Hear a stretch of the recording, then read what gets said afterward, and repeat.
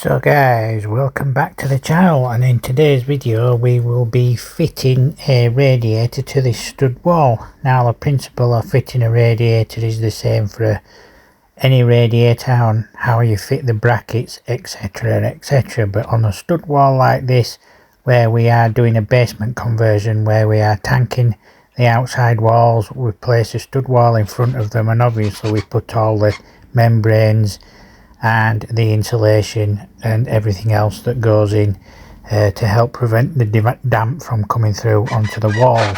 So first of all, I need to put some noggins in to support the radiator brackets behind the plasterboard. This is a double 4-foot radiator that's going on, so it is quite heavy, so it will need some support other than plasterboard. Plasterboard isn't really a good fixing or substantial fixing for a radiator. It does need this kind of support behind it. So if you can and you are building a stud wall, then please remember to put some extra support in for your radiators. So I'm using a laser level that I picked up off Amazon for around £20 here. I also have another one that I picked up off the TikTok shop for again around £20. Find them very useful to use in these situations because, as you can see, it presents a level laser line across there, so I can line the noggins up without the need to constantly measure and put pencil marks everywhere. The horizontal and vertical lines are in the right position for the center of the radiator, so where you see the cross in the middle, that is roughly where the center is for the radiator. I will measure that again when I'm ready to put the brackets on. And you do have to measure the brackets on the back of the radiator to know where the brackets are going. So what I'm doing here is using the bracket to get the height and just leaving a pencil mark, and then I will move my laser level. I will be using the magnetic bracket, and you'll notice me on the left hand side I will turn the shovel upside down and place the laser level with the magnetic bracket there, just to give me something to support the level while I put the noggins in at the top. Now I've measured from the floor the height of the radiator minus the distance between the bottom of the radiator and the bottom of the first bracket, so that was about 4 inches, so I know where to put the bottom of the bracket, which is where the laser level was originally. I'm making sure that the radiator is above skirting height, so that the pipe work is above the skirting height, and therefore I don't need to cut any skirting board out if we're using like a 6-inch skirting board. So it's high enough off the floor, plus we will be putting some flooring in as well, so it will increase the height of the floor anyway. So you need to be at the right height when you're installing a radiator, and need to bear all this in mind when you are going to install a radiator, because quite often they are too low to the floor and the pipes have to end up in the skirting boards, etc, etc.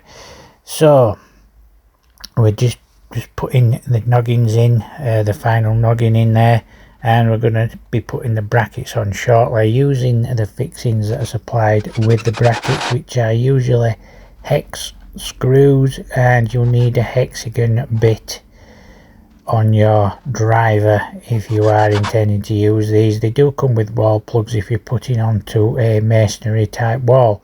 Again, they are strong fixings for this type of job, but going into wood it should be fine.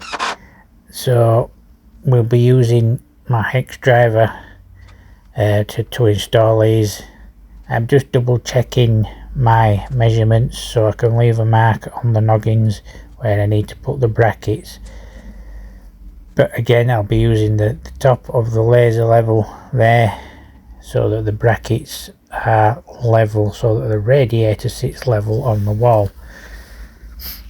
You have to remember when you're installing a radiator to get your flow and return pipes marked out, and make sure you get your pipes correct for the valves, because the TRV valve that you fit to a radiator will not flow correctly if you get them the wrong way around. In other words, your radiator will not get hot because it will not allow water to pass through it. if it is on the return. So you need to make sure it's on the floor, so it's being fed a supply of hot water, and the valve will make sure that the hot water enters the radiator then.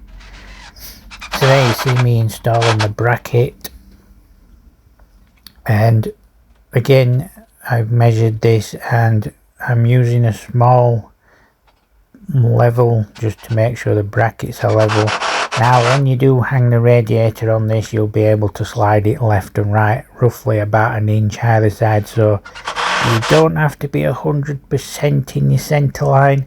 You can just move the radiator around a little bit, so there is a bit of wiggle room on the radiator itself, but it just simply hooks onto the brackets like that. And as you can see, this is a double radiator. They are better for convecting heat if you want to deliver heat. I'm checking it with a old-fashioned level here just to make sure it's level, and it is spot on. So the next thing we need to do is remove the caps in the side of the radiators. Now these are usually just like a nut, so you can remove them with a spanner, or you could use a suitable screwdriver to remove them, but they usually are quite stuck in because the radiator will have been painted while the caps were in. It stops this paint and everything going inside the radiator, so sometimes the paint makes them stick. So I use my adjustable spanner just to remove them because it gives me a better leverage in cracking the paint off. So once you've got these out, you need to put the caps in the top. So there is a bleeding valve and a blanking cap to go in, and usually I put the bleeding valve on the same side as the TRV valve, just because I can. I don't think it really matters. The bleeding valve is just to disperse any air in the system when you refill the system for the radiator to get all the air out. So it's self-sealing, so you don't need to put any PTFE or anything, and it's probably best that you don't, because you may need to remove this at some point in the radiator's life and change it, because they do get worn, do the valves, and sometimes they do leak. So they come with a rubber seal already, so when you put them on, it will seal up straight away. It's very simple to do. So again, on the other side, using my adjustable spanner to remove the cap, and it helps when you're wearing like gloves like these, because you can get a better grip with your fingers. And then again, tightening it up with the spanner. So when we're putting the valves in, I will start with the return valve at this side, and these come with a what they call a decorator's cap on, but this will not turn off the radiator or turn it on, but it is a valve that will turn the radiator on and off, if you see what I'm saying. But the cap doesn't actually do anything other than protect the top of the radiator valve. Now when you buy valves, you generally get the pair, you get the TRV and you get the bog standard valve for the other side.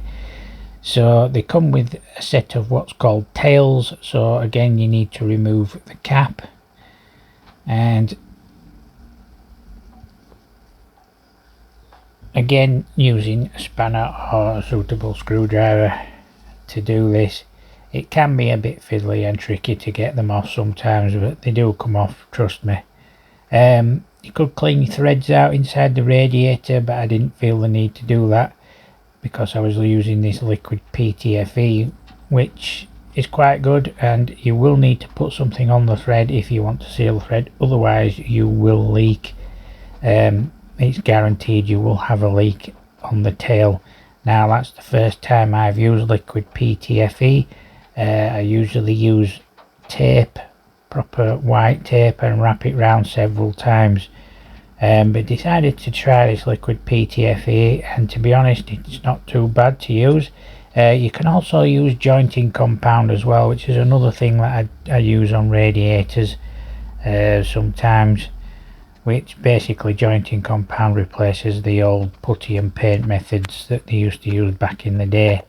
So I've just put that valve on hand tight because we don't need to tighten it up yet, and we're going to do the same at the other side for the TRV valve. So TRV stands for thermostatic radiator valve, so this will help control the heat in the radiator or in the room. So this was the one that you use to turn the radiator heat down if you need to. And again, we're using liquid PTFE on the tail to get a good seal on it. It is really good stuff, this PTFE, liquid PTFE. It is quite expensive, a lot more expensive than the tape, but we're working in a customer's house here, so we don't want to be coming back and sorting leaks out on the radiators. Now some tails you can get a key that goes inside, but these are the type that are just need a spanner to tighten them up, so I just use an adjustable spanner.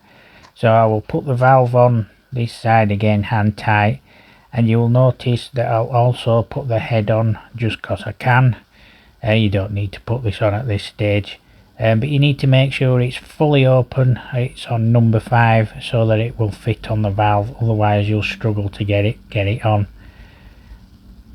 It only needs to be hand tight, it just simply screws down onto the valve. You don't need to put any grips or anything on it, it's just literally your fingers and thumbs and get it as tight as possible with that. Don't use any grips or spanners for that. So I'm just getting some pipe now to pipe it up. I don't need to be spot on with the pipe work at the back yet, so I will just make a 90-degree bend using a end feed elbow, and we will be doing some soldering in a minute and sweating the joint on. So I use flux in this and some lead wire, not lead wire, lead free solder wire, but I give the pipe a good clean with a scotch pad. There you can see it suddenly gets shiny, and I'm cutting myself a small piece of pipe to go in the valve. And again, only needs to be in finger tight just to hold it in a little bit, and then I will cut another piece of pipe. And I'm just roughly measuring what I need. I can cut this later in the video, you'll probably see me cutting it to put the push fit fitting on. So we'll be using push fit fittings and PVC pipe around the back, so the pipes will be hidden in the wall. There will just be this copper pipe showing where the radiator is being fed. I prefer to use copper pipe where you can see it. It just looks a bit neater, especially using the end feeds and soldered joints rather than using push fits. Push fits are very bulky, they're a little bit unsightly when you can see them as well. So there you see me using some flux. This helps clean the pipe. I mean, I have cleaned it with the scotch pad, etc. But what I do is I put the flux on the pipe and then put it into the fitting and twist them round a bit so that it spreads it about. My solder wire, I make a little hook on the end like that, and I find somehow of supporting the joint so that it doesn't slide about when the heat, because when the heat hits the flux it tends to lubricate it and sometimes the pipes fall out, so you need to find something that you can just hold the pipe with and fire some solder onto it. So it takes around 40 seconds for the pipe to heat up. Once you think you've got there, you can start tapping it with your solder wire like this, and it will tell you like that, and it will just run into the joint. It is fascinating to watch close up, is that. And There you can see me just tapping it again slightly with some flux on the end of the solder wire, so the flux will melt immediately. It will help cool the pipe down, and it will also clean the joint and get rid of any debris or that. So I'm using a wet damp rag to clean the pipe, and then I use my Scotch pad again to clean it up so it shines like a copper pipe should do. So we will place this into the valve there, and I will use this pipe now to make another one for the other side. So I will use it to get the measurements, because there's no wall there or anything. I can just make the pipes. I need to put the pipes in so that I can run the pipe round the back. Obviously we are hiding the pipe work in the wall, so I can just put this on as it is, and when we put the plasterboard on, we will just simply cut out like some slots to slot over the pipe and then fill it in, rather than trying to get around the back. It'd be a bit awkward trying to drill through plasterboard and get that kind of fitting through. It simplifies the job a little bit. So there you see me making another pipe that I can use at the other side, and cutting the pipe out a shot here. Didn't realise the camera couldn't see what I was doing, so but we will be soldering it up again shortly, doing the same thing that we did before.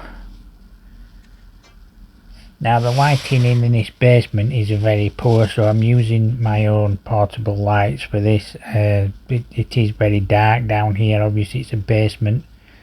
There's no windows as such, so you have to do your best with the lighting that you've got, which quite often makes it hard to see what you're doing. But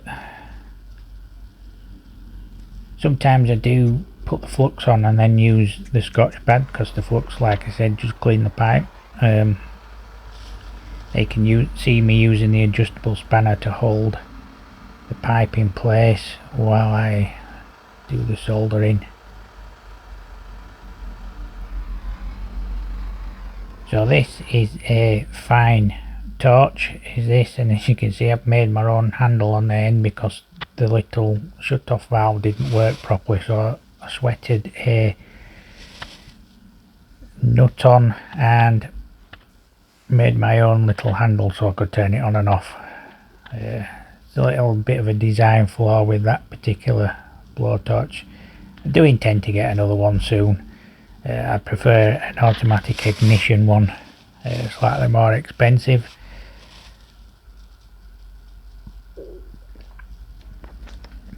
So I'm going to put the pipe back into the valve there.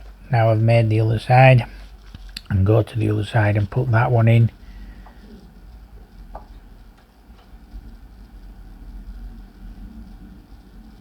Like I say, they're not tightened up. Sometimes you just need to take the nut off the valve and just get the olive on, but I find I can just get them in without having to mess about with them too much. So now I've got those two in place, I can now set the laser level up to run the pipe through the stud work. So I'm just lining it up with the bottom of the pipe that I've just made, so that I've got an idea of where to put the pipe through. Now I'll be using PVC pipe to do this, and PVC pipe is quite flexible, so I will drill the holes through. I do believe I did mark the centre of the studs, so it's just a case of levelling through with the laser level. You see it looks a bit more like a laser show at the moment because I'm trying to find something to get it on and get it level. I make my own stands and brackets sometimes to get it to the right height, because my tripods don't go low enough. But once I've got it in place and set, I can remove the radiator again and start drilling the holes through for the pipe. Now again, I'm above the skirting height with the pipe as well, because obviously when the skirting board goes on, we do stick the skirting board on the bottom when it's plastered and everything, but we don't want any of the pins, so we'll be using a nail gun. The pins from the nail gun could fire into the pipe if we put it too low, and it does happen, you know, it doesn't take much. So I'm going to remove the radiator now, and I will put it on some blocks of wood around in the other room. There's my blocks of wood in my hand.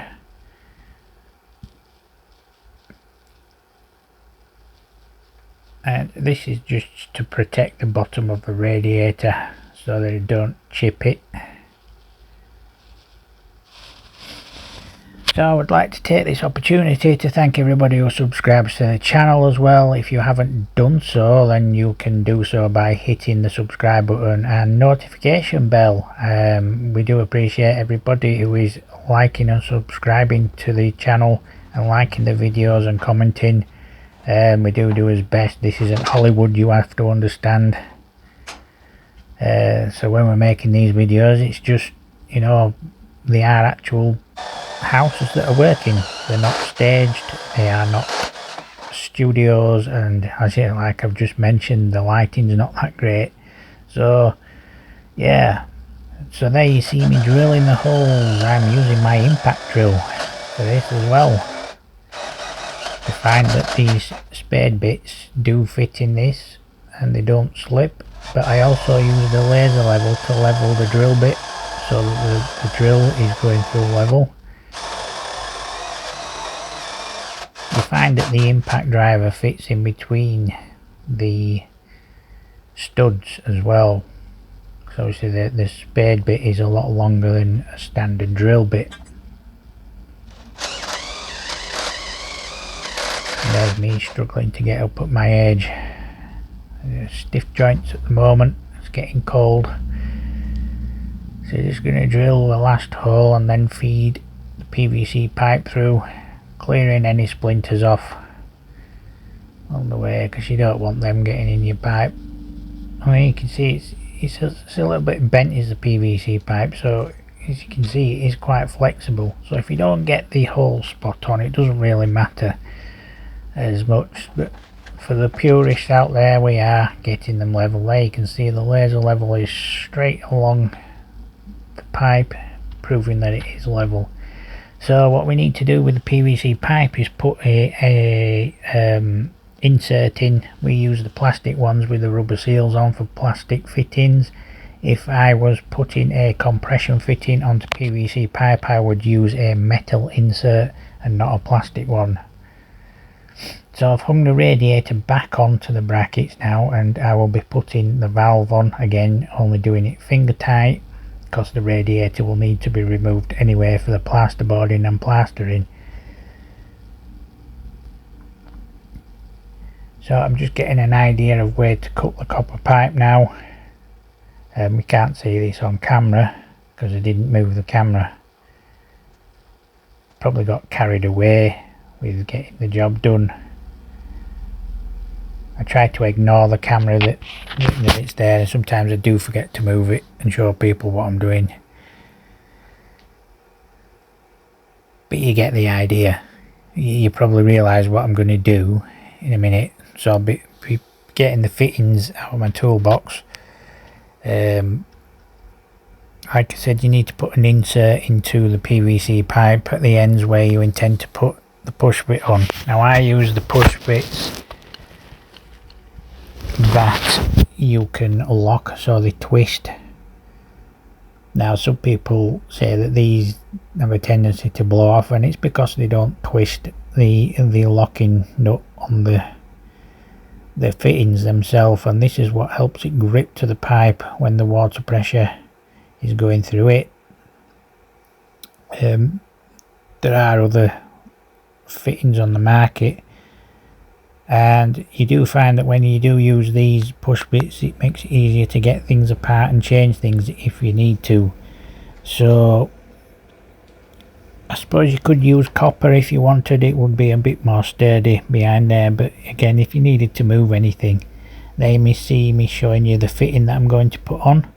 So I will be attaching that to the copper pipe once I've adjusted it. So I'll be just getting some markings on the copper pipe now so I know where to cut it, and we'll be able to attach that to the PVC pipe behind and put the valve back on that side of the radiator.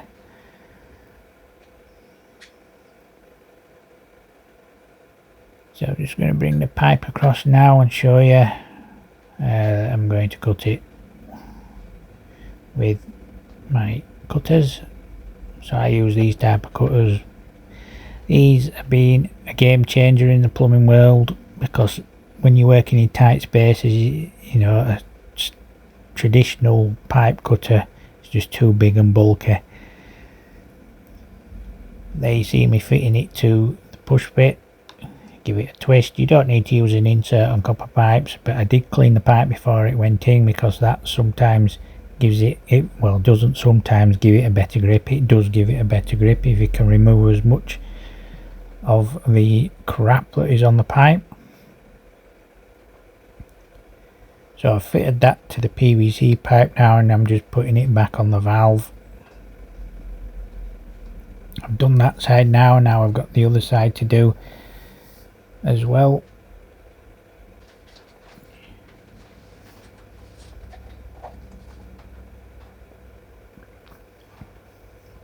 So I'm going to run some PVC pipe up the wall as well,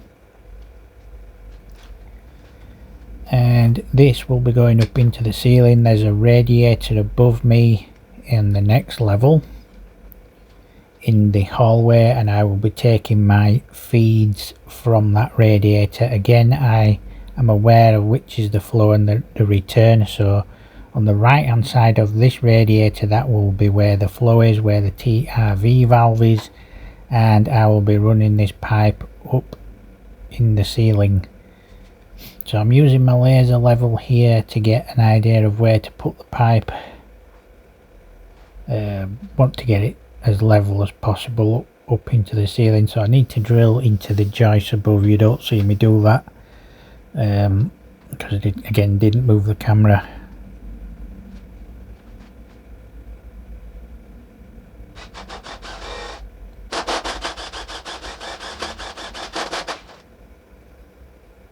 So again, we'll be using the push fits and again putting inserts in. I've seen people do this without inserts, and to be honest, it's not a good idea. The pipes may blow off because of it. The insert just help the pipe hold its integrity, because if you're running hot water through, these PVC pipes do tend to bend and expand as well.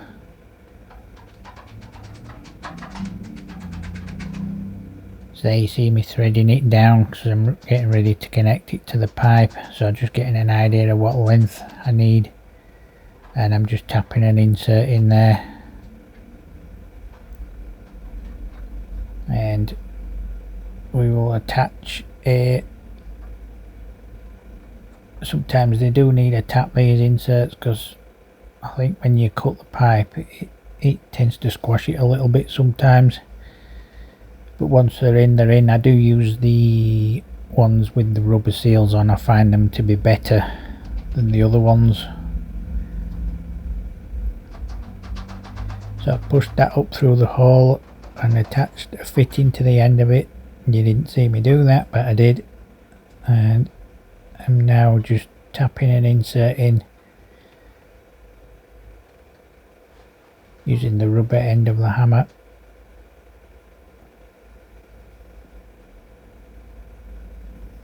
Now I need a fitting so I can attach it to the pipe. Turn the light back on so I can see what I'm doing. It does help.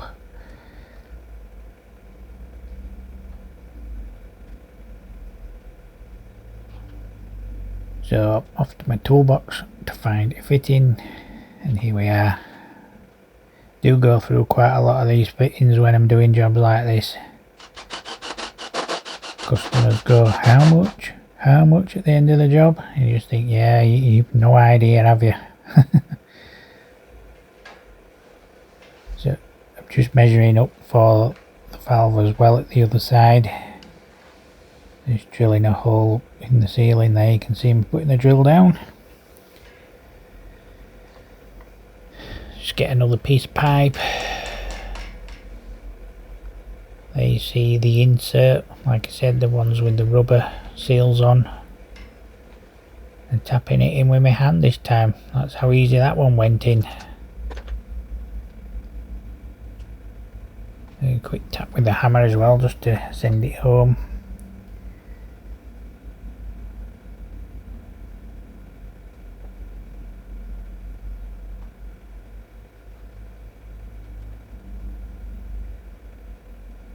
Again, these are the twist lock type push fit fittings. You do need to make sure you twist them so that they grip the pipe.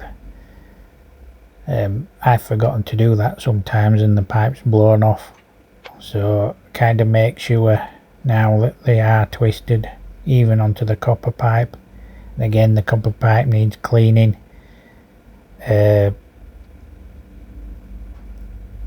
When you put it into the fitting, it's just the belts and braces of plumbing really.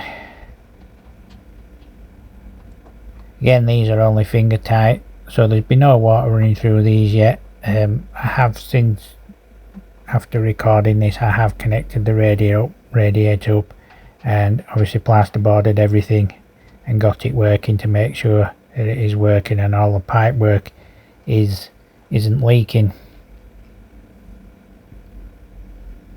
But the good thing about using PVC pipe is it is flexible and it does give you a little bit of wiggle room if you need it for adjustments. And like I say, you can take it apart if it's wrong or you need to move anything. So I'm going to fix these in place on that noggin with a tie wrap. I use a cable clip, tap it down, and then I use a tie wrap.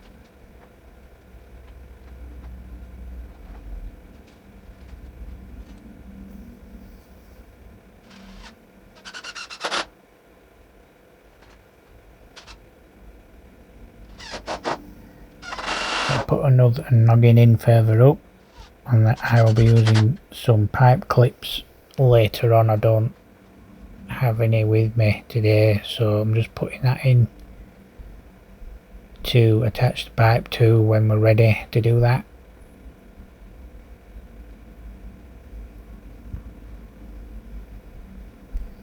So the next thing to do is run the pipe work up into the ceiling.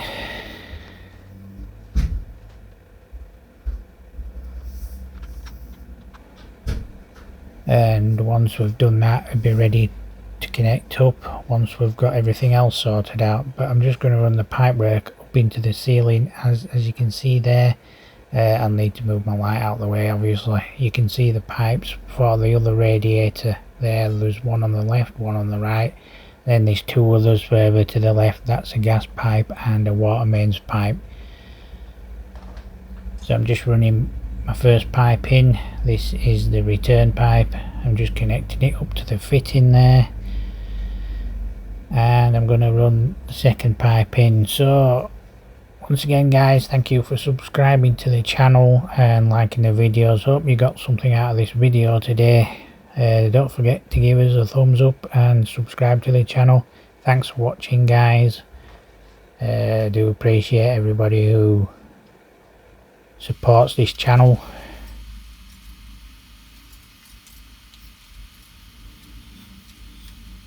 So thanks for watching guys.